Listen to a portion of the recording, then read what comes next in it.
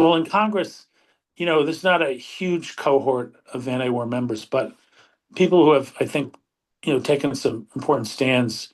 People like Mark Pocan, who has pushed for significant cuts in the Pentagon budget. Ro Khanna has voted with us on a lot of important issues. There's people on the right like Thomas Massie, who's been very on authorization of military force, taking away excess power of the presidency to just go to war without any input from Congress. Also has forbidden AIPAC from entering his office, is fighting back against the Israel lobby, quite courageously. Bernie Sanders has a very good analysis of sort of the corporate takeover of our foreign policy. And he and AOC have toured the country making these points in Republican and Democratic districts. Both Senator Markey has been a leader since the freeze days on reducing nuclear weapons, as has John Garamendi from California.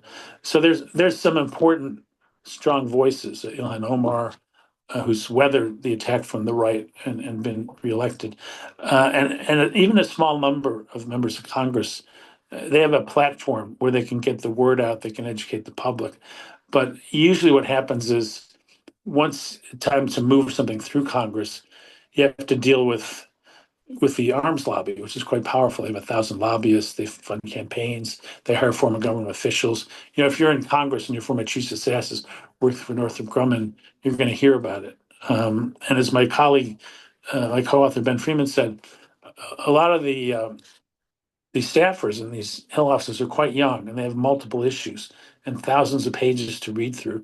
And so when they have to advise their bosses, there's a lobbyist right there saying, well, this is what's in the bill, and if you vote this way, it's going to hurt your district. And they've got that open, and because we don't have senior people because they don't pay them enough. So there's this inevitable, stampede towards industry. So I think that has to change as well. We have to value the idea that people in government can do positive things and give them the resources to do that. Um, and the moments when we've really had congressional votes that were positive, like defunding the Vietnam War, it's been because of a huge public outpouring. There was enough, not only people in the streets, but people shifting against the narrative, people taking risks, putting their freedom at risk to do civil disobedience, a whole societal uprising. And it's sort of like you need to give the members the courage. You have to give them the backbone. This whole issue of jobs in a district, they can't vote against them.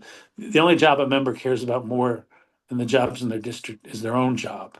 And we've seen members who are quite moderate or conservative move left when they've got challengers, even if those challengers don't actually win that particular election. So, I wouldn't put changing Congress first on my list, but I would say let's build a grassroots movement. Let's start changing the culture.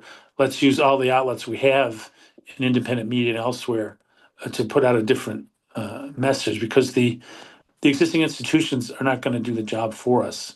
Maybe we can make a dent there, let people know there's another way at it, but to really get people in depth to understand what's at stake and how we need to change, I think we need people to people. I think we need old-fashioned tensions. We need, all the communications and organizing tools at our disposal, because it is a collective effort. It's not, just the traditional peace movement or another segment. It's somehow coming together because it affects all of us in different manifestations.